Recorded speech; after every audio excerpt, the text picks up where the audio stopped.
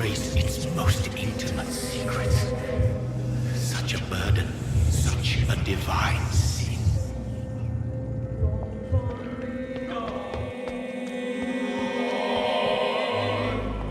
Hurry. Doctor, where have you been? I've little time to play hide and seek with new staff members, no matter how illustrious they may be. I apologize, nurse. I needed some time to myself. This has been the longest and strangest night of my life. You delivered poor Mr. Hampton from a terrible fate. The means to that end should be of little concern, Doctor. Thank you, nurse. What can I do for you? Dr. Swansea insisted we provide you a quiet office. You'll find it on the second floor with your name on the door. Thank you. Nurse Crane, isn't it? Yes, Dorothy Crane. Welcome to Pembroke Hospital, Dr. Reid. Your office has been prepared. I would like to ask a few questions first. And Mr. Hampton, the patient we brought in, how does he fare? I gave him a sedative to help him sleep. Poor thing was in quite a state of shock. What kind of man is Dr. Swansea? Well, you accepted the job from him. I thought you would have known about your employer.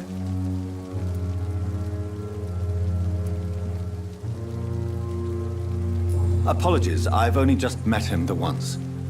This is sudden. I've only just returned to England. Dr. Swansea is a brilliant surgeon and the most compassionate physician.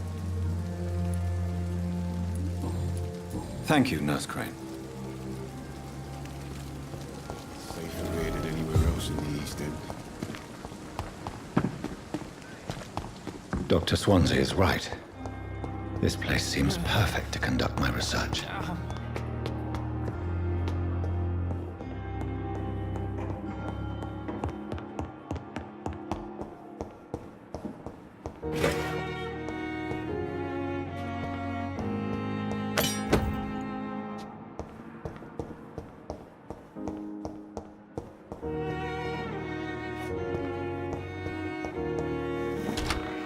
This must be the place.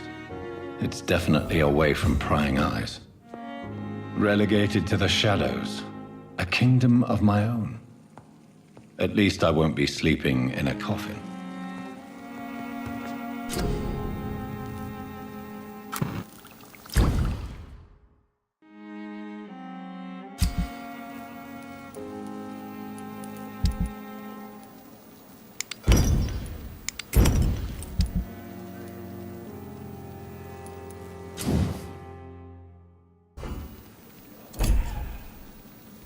William Bishop's blood is much more unstable than human blood and shows extensive mutation.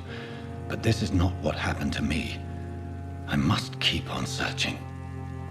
The sun is about to rise. I can feel it. I'll continue tomorrow night. I have so much time.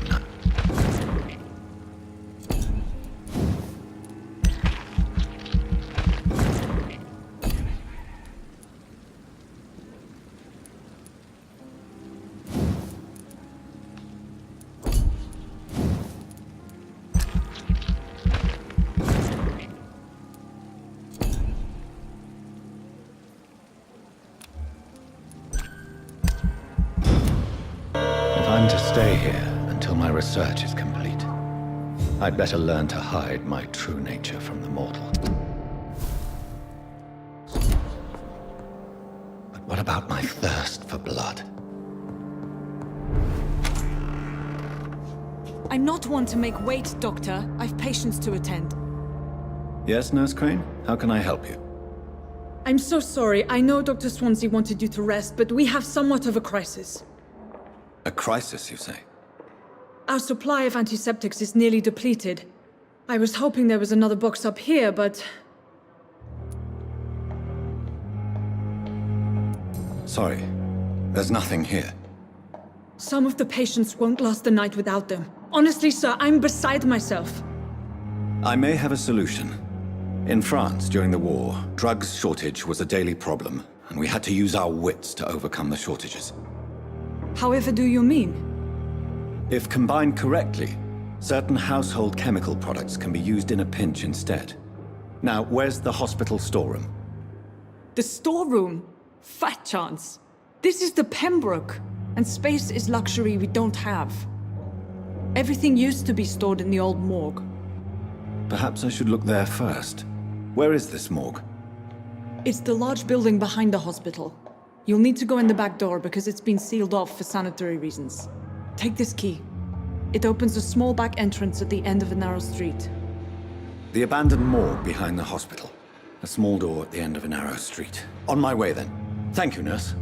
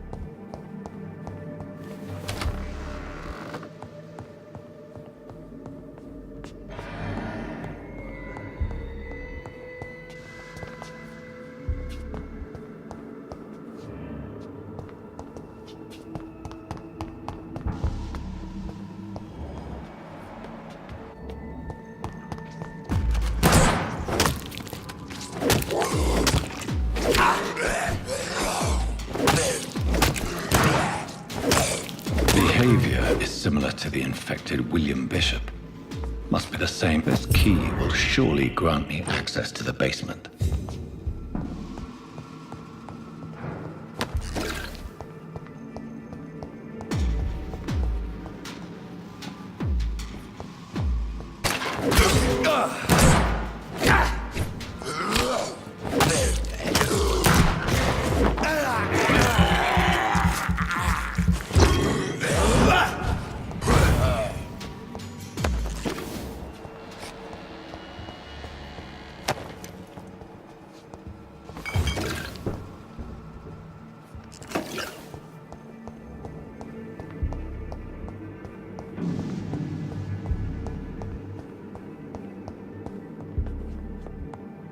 Balls of Mars, fortifiers. As popular as they are ineffective. But they do contain iron tartrate, and that might prove itself useful.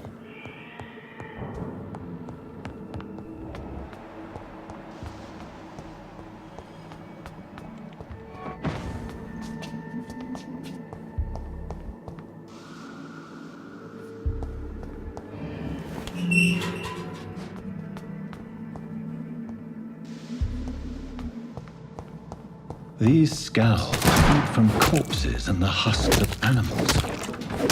They're not after blood.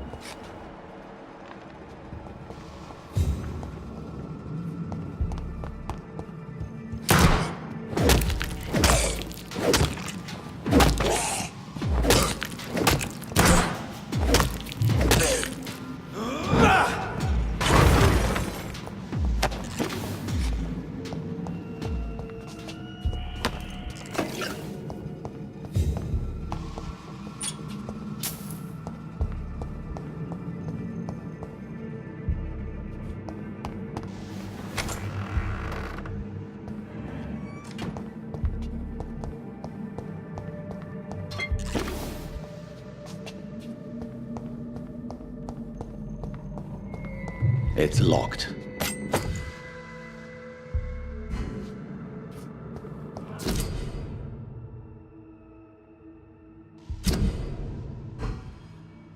Mr. Connor's injuries don't match the report. The chest was originally opened to perform the operation. The sutures are clean, but the chest has been reopened. Traces of a pinkish foam at the corner of the lips. Some sort of drug overdose, perhaps? Multiple abrasions and scarring on the arms and legs. Old and distinctive injuries of a sailor or a fisherman. A puncture over the left lung, possibly a chest tube insertion. Not the cleanest work, but I think it was successful. Signs of internal bleeding. So, Dr. Tippett's anesthetics were incorrectly dosed, causing the patient's death. And then he tried to operate on him again.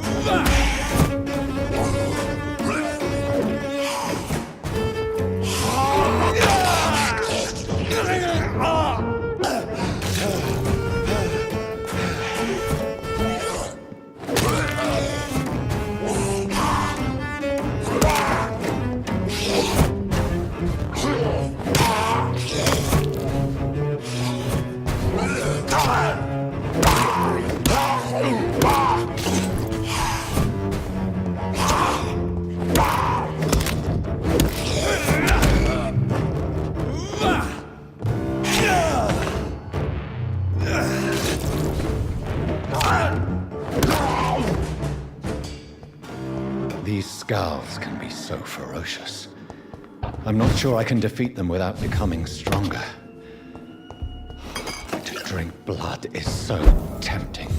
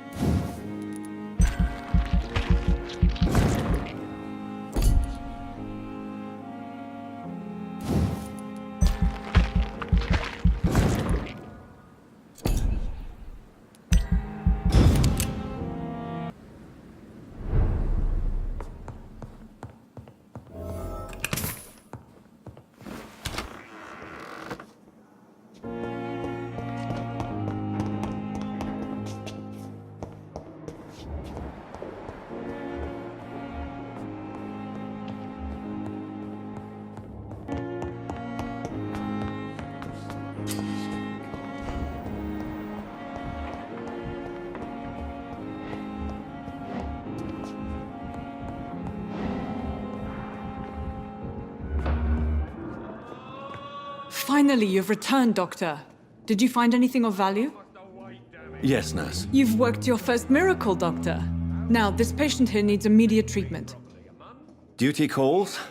When the storm has passed, I'll show you how to mix the remedy yourself with the same basic ingredients. Many thanks, Doctor. When you've finished, you ought to report to Dr. Swansea in his office. He's been looking for you. Seemed pressing.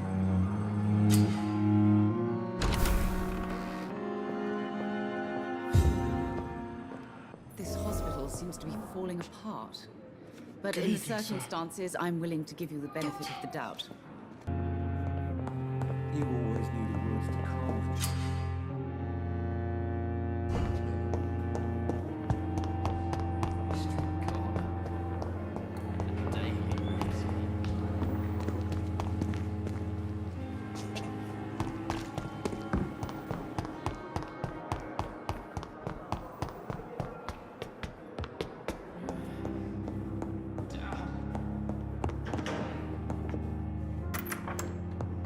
Please, Jonathan, come in. Fascinating, is it not?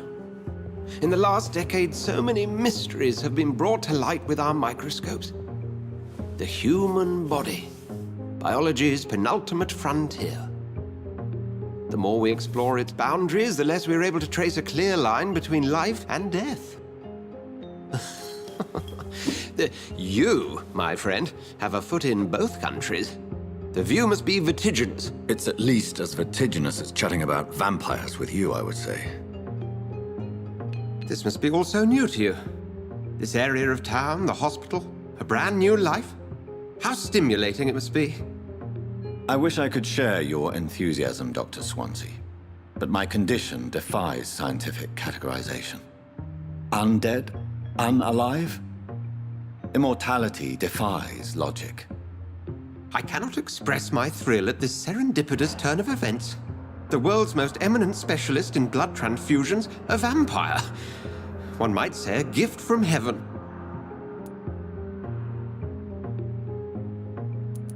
I'm a dead man. I was murdered. Now I'm a murderer. Tell me how this is a gift. Forgive me. I've been an admirer of your work for a long time, and now you are so much more than a brilliant physician. And please, call me Edgar.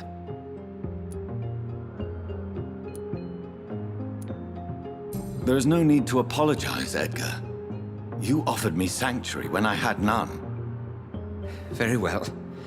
I have a task for you, Jonathan. Something that will require all your newfound skills. Please, go on. The Pembroke only survives through the generosity of our benefactors. Unfortunately, our main donor has found herself in a bit of a bind. Now, if you could help her out... A spokesman or politician is what you need. That's not my calling. And until I come to understand what has happened to me, I require discretion. Discretion is in order, Jonathan. Lady Ashbury has recently received rather indelicate correspondence that, if revealed, would jeopardize her position. And you would like me to eradicate this threat? By the stole, of course not. I would just like you to pay her a visit. Her ladyship is certainly near the tents outside, tending the sick. You can't miss her. Look for someone impossibly delicate. Accepted. I'll see what kind of trouble Lady Ashbury is in.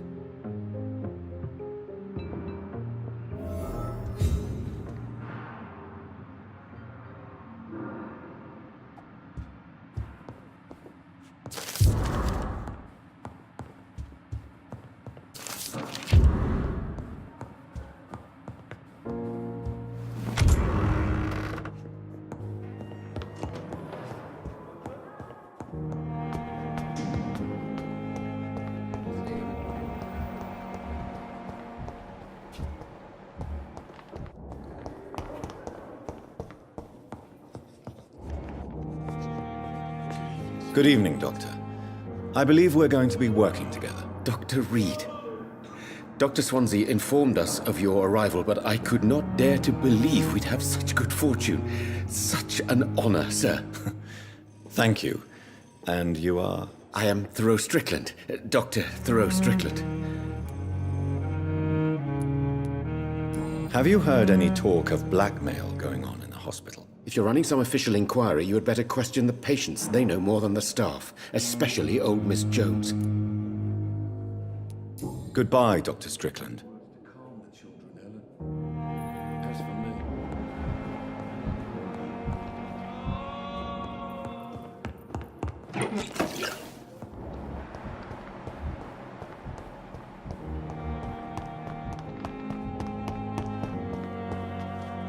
Good evening, sir. I'm Dr. Reid. I believe we're going to be colleagues. Reid, yes, I've been informed about your arrival. I'm Waverly Ackroyd.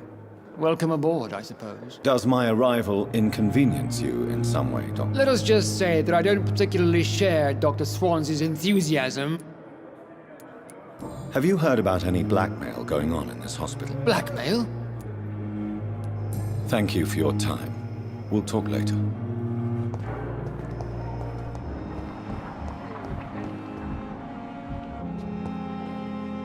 Good evening, nurse. Good evening, Doctor.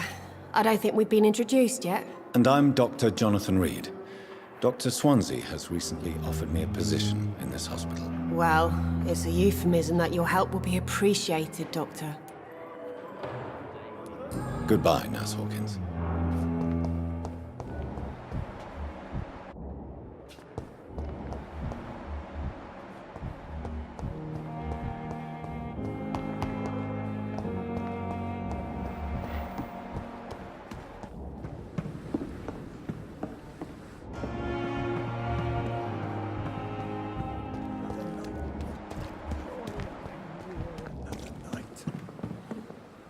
Good evening, sir. So it is true. The famous Dr. Reid has joined us. I can't think of any better news during these terrible times. Do we know each other? Actually, yes. We met once before. Dr. Tippett, yes, I remember. I was assisting Professor Carell in his... He was also very confident about your future. And look at you now. Eminent surgeon and blood transfusion specialist. Have you heard of any underhand dealings going on in this hospital? I have no time for such triviality, my dear colleague. We're here to save lives. Goodbye, Dr. Tippett.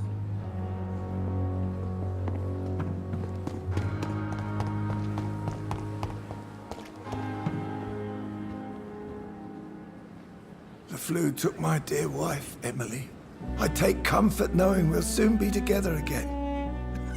Mr. Rainfield, that's no way to talk. You're in good hands here, and we'll be up again soon enough.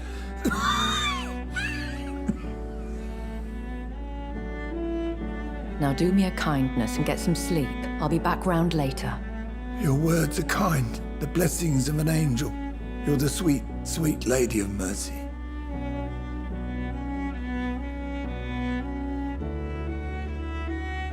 Good evening, Dr. Reid. It's a pleasure to see you again. You seem surprised. Dr. Swansea has brought me up to speed concerning your recent appointment to Pembroke Hospital.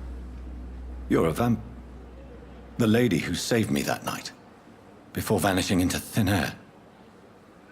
I remember you from the pub with Dr. Swansea. Indeed. Allow me to introduce myself formally this time.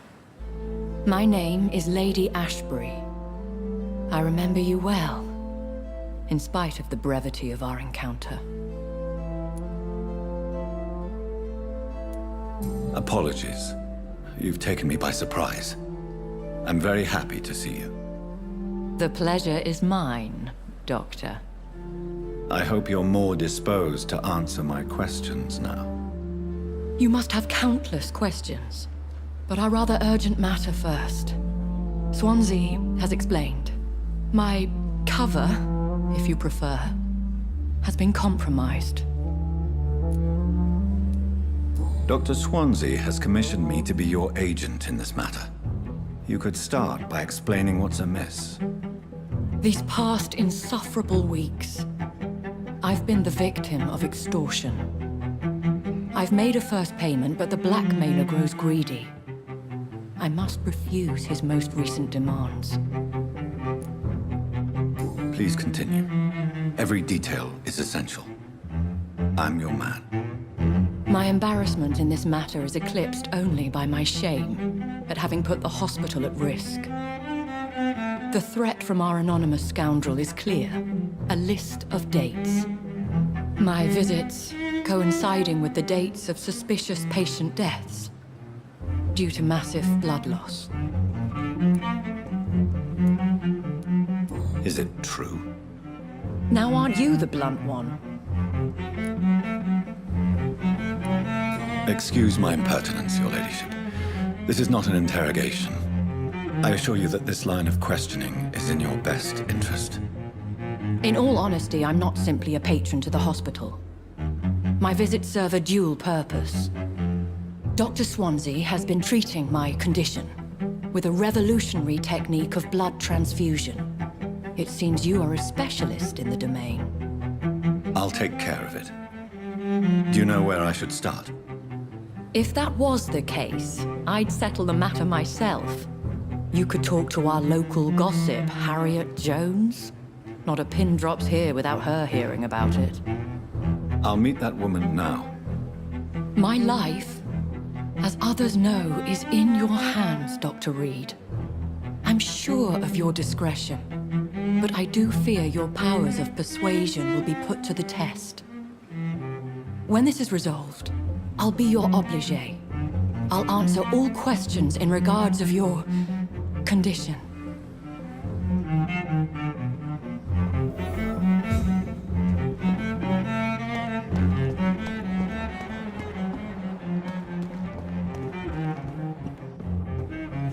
At least that mistress of the dark stopped following me.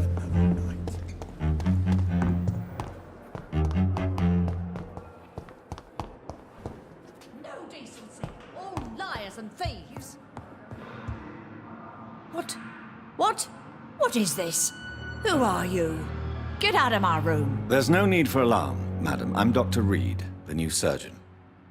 Preposterous. Dr. Reid, you say? I don't want some bumbling intern. Where's Dr. Swansea? Please, calm down, madam. I assure you that I am highly qualified. I'm just back from war duty. How brave. Threatening an old defenseless woman. You know how long I've been a patient here? You've picked the wrong fight. I'm Harriet Jones. Harriet Jones? Indeed. I've been meaning to have a chat with you. You know what goes on here better than any other patient, I gather. Oh, better than any patient, nurse, or doctor. I've seen so many vile undertakings. I heard there have been some despicable goings-on. Was there a case of blackmail? Blackmail? Wait. You're investigating something. This isn't a social call. One of those incompetent cunts slit a poor sod's vein. I assure you, madam, this is not an investigation into a possible medical error. Debauchery, then? Nurses Crane, Hawkins, Brannigans, whores, all of them. They can't keep their legs shut. I've seen them scratching slutty sores. Really? Well, if you have irrefutable proof, I'll not have the staff behaving in such a manner here. This is your business, Doctor, not mine. But I swear one of the nurses is cavorting with some man on hospital hours. Thank you for your time, Miss Jones. You've given me something to go on. See you on the next round.